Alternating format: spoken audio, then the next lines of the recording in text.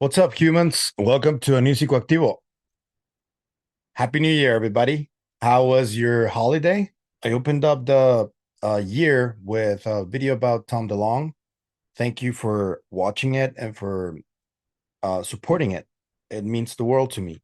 I saw the latest Weaponized episode with Jeremy Corbell, George Knapp, UFO Joe, Mr. Danny Silva from SIlva Record, and Mr. Ryan Robbins from Post Disclosure, otherwise known as UFO Jesus. I find that really funny. Sorry. The full episode was really interesting. They talked about a lot of the nuances from the hearings, and they talked about Congress not wanting to put firsthand witnesses on the stand despite being offered. And I don't know, I do trust George Knapp because he's one of the OGs in this topic and he's been at it for a long time. So I am going to give him the benefit of the doubt. I did get into the episode a little bit on the live chat comments, and anybody who thought differently to what was being presented at the video was being attacked, like personal attacks. And that is not something that I like to see when I see these videos, because I often see people that get into the comments and do an honest critique without using any ad hominem or any insults. And even those people get attacked by people within the chat. And I don't think that's a great sign of a good discourse. Honestly, if you ask me, I don't think Mr. George Knapp likes to see that in his content. He doesn't really have control over it. It's not really his fault, but I honestly think he doesn't like that. And I hope that we can get to a place where people who do honest criticism against them are not attacked. Corbell himself recently did like a repost of one of Christian Harloff's videos, where Harloff was really critical against him and against the hearings in general. And Corbell had a positive reaction to it, and he admitted that the hearings were not what was expected. That's the stuff you like to see in this space, not just attacking each other and calling people out and all that stuff. And in this video, where UFO Joe Murgia, Ryan, and Silva were there as guests, there was a little snippet that I thought was worth checking out. I'm going to show it to you right now. I'm not letting you guys get away with not commenting again on what you've seen image-wise. I mean, have you guys seen craft, structured craft up close? Yeah. Discs, flying saucer type, triangles? Yeah. What else can you say about that? The weirdest shit I've ever seen in my life, man. As journalists, we get a lot of weird stuff, and George and I will look at it and assess it, and it's legitimate, and we've seen it, and yeah, I don't know what else to say, George, unless you want to say something. We've seen stuff that we're not supposed to see, put it that way. Government sensors from government sensors? Oh, yeah. Yeah. Okay.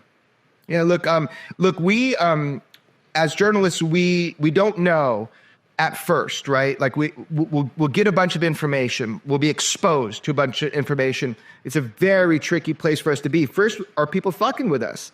You know, is this a lie? Is this real? We had that debate about the jellyfish. Like we had to dig in and find out which base, where was it, who's seen it, multiple sources that have seen it at that base.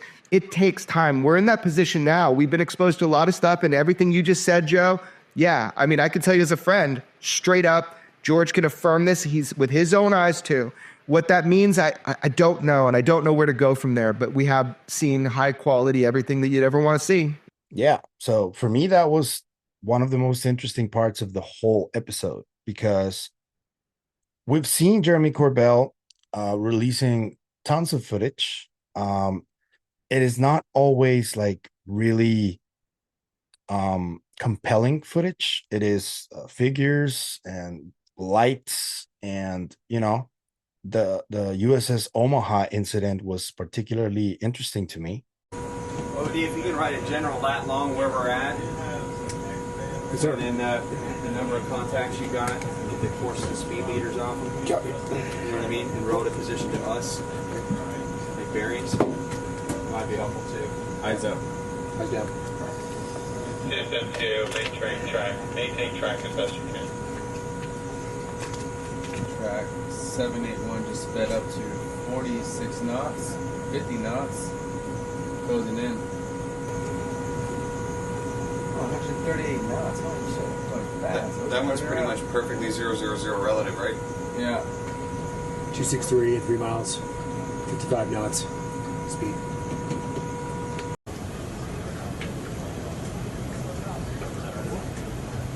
Took off, booking it.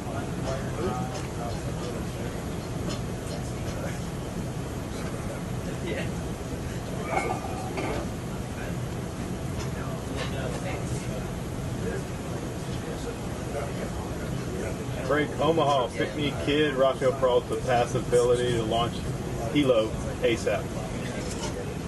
Splashing your bearing range. Sure. You got 2 winds, 30 knots. Keep going, bro. Let's go down. You're making 10, so we could probably bring that 35 relative. Windy as fuck. Sir.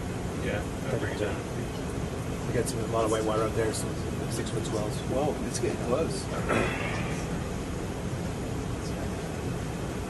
Yeah, we have 31 knots sustained wind, topside, gust of 40. What? Splashed. Mark bearing and range. Although pretty much every single one of them has been allegedly debunked, and Corbell has been getting a lot of criticism for this because the videos he shows are confirmed to be from military personnel that share videos with him, share footage with him, and he tries to get them out to the public. He's not always successful, according to him. And Joe Murgia did ask this question, and I had never heard any of them, either Corbell or Knapp, accepting that they have seen some really compelling up-close footage of UAP. This is the first time I hear this, and I would like to know more details about it and why they can't find a way to share them. Is this classified information? If it is, why are civilians being shown classified footage? Who's showing it to them? That is concerning to me. And yeah, they can't share it in public because it's probably classified, but this just adds up to more stories that, yeah, it's cool to try and keep the momentum going, but it is not actually showing the footage. They're just talking about it. And there's a huge difference between actually showing footage and just saying that you have something. We've seen Lou Elizondo talk about this 23-minute video as well. Something that I have heard, I don't know if you guys remember, but I told you about this when I did the Michael Herrera story. I told you that there was another rumor and story going around behind the scenes of a whistleblower that was supposed to be coming out soon. And I realized that the UAP Disclosure Fund mentioned it in one of their most recent third quarter emails to the people that follow them. And there's this part where they say in the final point, they say, we also arranged legal representation for a significant UAP whistleblower who is expected to come forward publicly soon. This is, now that I've been looking into it, this is a different story. It is not the Michael Herrera story. It's a different one. And what I'm hearing is that this person does have some type of evidence that is going to be presented, and that it is not going through the DOPSR process. So if this guy comes forward, he's probably going to get the Snowden treatment. And the UAP Disclosure Fund just revealed that they're trying to find legal representation for this person.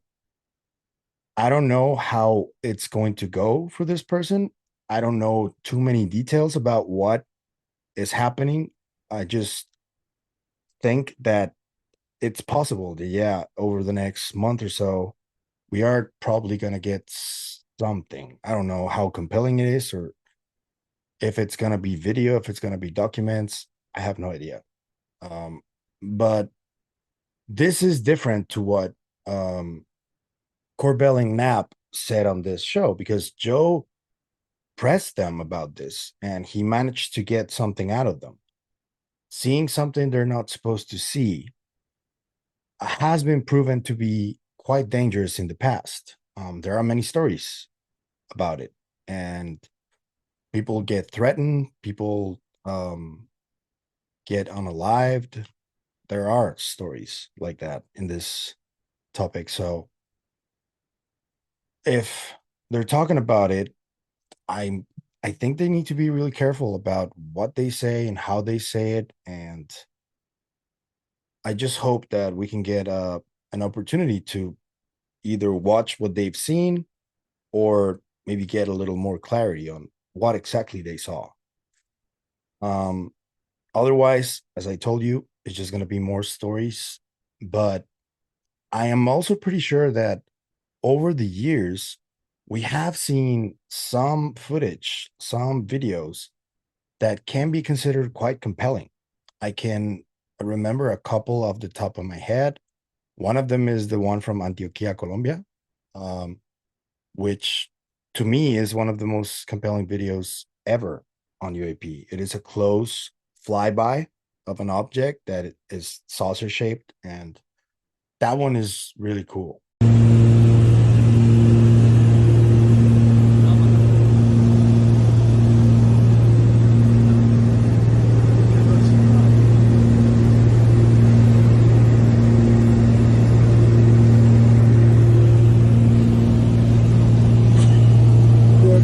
And I don't know if they've seen something similar or better than that. If it's better, man, I would like to see that.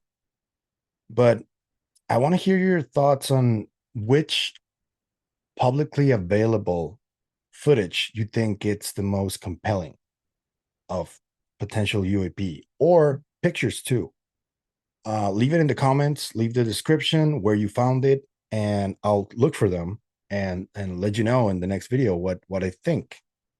But there are a lot of good videos and good pictures over the years, so I can only imagine what Corbell and Knapp have seen, because those guys have been at it for a while now. And no matter, it doesn't really matter what you think about them. I mean, there's a lot of people that have a lot of rough criticism against both of them. The fact of the matter is that they are working hard to do this and to report on this, and they're taking risks and all that. So I think people need to appreciate more what goes on behind the scenes, because it is sometimes it is risky. And I don't know, I just want to know what they saw. Would be nice if we could get some more details about that. Good on you, Joe, for asking.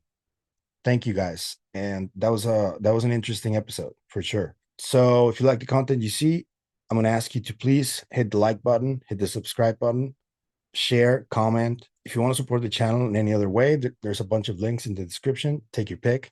Thank you for the support. And until tomorrow's video, I'll see you later. Bye.